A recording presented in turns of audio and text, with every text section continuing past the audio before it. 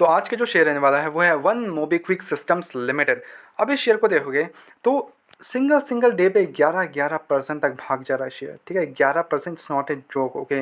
अब यहाँ पे 5 दिन की बात करें तो 30% शेयर मूव दे चुका है, 30%, ठीक है। कोई शेयर का मतलब अलग ही लेवल पे चल रहा है भाई, अलग ही लेवल पे 30% का रिटर्न 5 दिन में दे रहा है। एक महीने की बात करें 39% का तेज़ी, मतलब समझ रहे हो, अपने निचले स्तर से 221 पहुंच गया था, वहाँ से बढ़िया मूवमेंट देखने को मिल रहा है हमें। 6 महीने की बात करें तो 18% का तेज़ी देखने को मिल रहा है। ऊपरी लेवल से थोड़ा सा गिरा है शेयर, देन अगेन वहाँ पे थोड़ा टाइम कॉन्सोलिडेट किया था, देन अगेन कॉन्सोलिडेट करके नीचे आया, एंड देन वहाँ से एक बढ़िया मूवमेंट देखने को मिल रहा है। नाउ अगर आप देखोगे इसका 1 साल का चार्ट पैटर्न तो यहाँ पे 38% का गिरावट है। शेयर अप्रॉक्स 600 के लेवल्स को टच कर गया था, 600 लेवल, 700 का लेवल टच किया था। अब वहाँ से बढ़िया एकदम गिरने को मिल गया और अच्छा खासा गिरा है शेयर, ठीक है, अच्छा खासा गिरा है, कोई डाउट नहीं इस पर। बाय गॉड 600 के लेवल्स में आके और ये 200 का लेवल टच कर रहा है, ठीक है। मे भी आपने ऊपरी लेवल पे लेके रखे हैं उसको, तो करना क्या चाहिए शेयर में, चीज़ों को समझते हैं। लेके चलता हूँ स्क्रीनर पे और वहाँ पे कुछ चीज़ों को समझते हैं, उसके बाद डिसीजंस लेते हैं। ब्लाइंडली डिसीजंस नहीं लेते हैं हम, ओके 10% का मूव दे दिया तो चलो चलो जल्दी जल्दी ले लेते हैं इसको, ठीक है। वहाँ पे उसके बाद बढ़िया मूवमेंट्स देखने को मिलेंगे, नहीं होता भाई, वैसा कुछ नहीं होता। समझ रहे हो बात को। शेयर फंडामेंटली स्ट्रांग होना चाहिए, तब जाके शेयर में मूवमेंट्स आते हैं। ये तो बस ऐसे ही चल रहा है कि यहाँ चलो थोड़ा सा न्यूज़ आ गए, उसी बेसिस में भाग गए, उसके बाद फिर न्यूज़ आ गए, फिर भाग गए, और उसके बाद फोमो बाइंग आ जाती है। चीज़ों को समझते हैं, लेके चलता हूँ स्क्रीनर पे, ठीक है, वहाँ पे डिसीजंस लेते हैं। ना देखो, कंपनी सबको पता है करती क्या है, ठीक है। Company end to end customer को सॉल्यूशंस प्रोवाइड करती है, wide range of financial products for both consumers and merchants, ठीक है। अब यहाँ पे अगर आप चेक करोगे मार्केट कैप 2000 करोड़ का मार्केट कैप है, स्टॉक का पी वगैरह कुछ है नहीं, इंडस्ट्री से 60 का दिख रहा है। डेप्ट कंपनी में 332 करोड़ रुपीज़ का डेप्ट है। डेप्ट इक्विटी बताता है 0.55। डेप्ट इक्विटी अभी तो फेलियर के चांसेस ना के बराबर है, but keep tracking the results and everything, ठीक है। रिजल्ट्स वगैरह चेक करते रहना कि क्या इसका रिजल्ट डाउन हो रहे हैं, अप हो रहे हैं, ठीक है। यहाँ पे तो फिलहाल 588 करोड़ का रिजल्ट देखने को मिल रहे हैं यहाँ पे, ठीक है। पीजी रेशियो इसमें कुछ भी नहीं है। तो हम देखें क्या, डायरेक्टली रिजल्ट पे चलते हैं। कैसा रहा इस बार कंपनी का रिजल्ट। सेल्स में गिरावट देखने को मिल रही है हमें, 341 करोड़ से गिर के 270 करोड़ के देखने को मिल रहे हैं, गिरावट देखने को मिल रही है।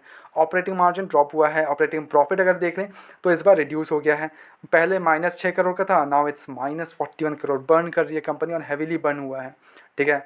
अब यहाँ पे अगर आप चेकआउट करोगे इसका नेट प्रॉफिट, तो नेट प्रॉफिट पहले -11 करोड़ का बर्न आया था, but this quarter they burn -40 crore, यानी कि 40 करोड़ रुपीज़ का बर्न आया इस बार।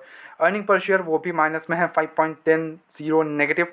पिछले ईयर का देख रहे तो -1.199 था, यहाँ पे भी बुरे हैं, ठीक है।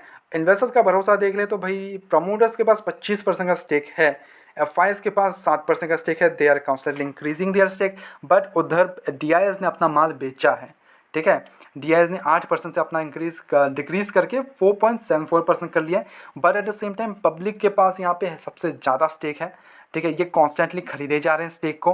पब्लिक के पास 61% का स्टेक फर्स्ट में था जब ये लिस्टिंग हुआ था, ठीक है। उसके बाद तो मतलब 63% का स्टेक पब्लिक के पास है, हैवी स्टेक है पब्लिक के पास।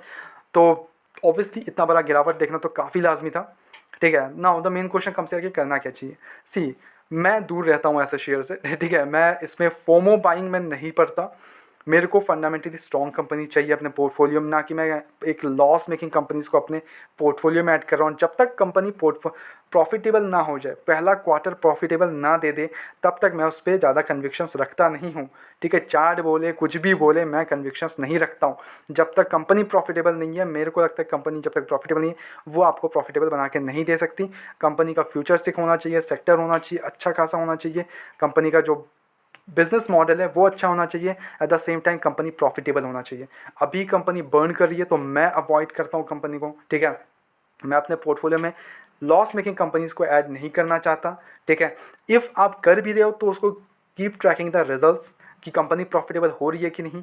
अगर बाय चांस आपने ले लिया एंड देन एक थोड़ा सा ऊपरी लेवल पे आपने फोमो में बाइंग कर ली एंड देन कंपनी के रिजल्ट्स पुअर आते हैं एंड देन धड़ाम से गिर जाता है, फिर आप ऊपरी लेवल पे फंस जाओगे, फिर वो गिरते ही जाएगा, ठीक है। तो उसके लिए keep tracking the results, keep tracking the company का depth, keep tracking the company का रिजर्व्स इंक्रीज हो रहे हैं कि नहीं, ये सारी चीज़ें कीप ट्रैक करते रहो, तब जाके आपके पोर्टफोलियो में ये रखने लायक होगा। अदरवाइज ऐसे रख के कोई फ़ायदा नहीं है, ठीक है। इससे अच्छा कुछ अच्छे शेयर्स पकड़ लेना जहाँ पे प्रॉफिटेबल हो, कंपनी प्रॉफिटेबल हो, कहाँ पे कुछ हो रहा है, ठीक है, तो वो सारे को पकड़ लो, ज़्यादा प्रॉफिटेबल बन जाओगे, ठीक है। फिलहाल के लिए मैं उसको अपने वॉच लिस्ट में भी ऐड नहीं कर रहा हूँ because it's a loss making company. ये सिंपल सा रीज़न मेरे लिए काफ़ी है। कंपनी अभी प्रॉफिटेबल नहीं है तो मैं उसको अपने पोर्टफोलियो में टच भी नहीं कर रहा हूँ, मैं उसको रख ही नहीं रहा हूँ, मैं उसको वॉच लिस्ट में भी नहीं रख रहा हूँ, ठीक है। कोई भी बाय एंड सेल रिकमेंडेशन मेरी तरफ से नहीं है, only suggestion. So please take as suggestion, go to your own research and then make the investment, blindly मत इन्वेस्ट करो। रेगुलर अपडेट्स के लिए चैनल को सब्सक्राइब करो, वीडियो को लाइक करो, मिलता है नेक्स्ट वीडियोस में।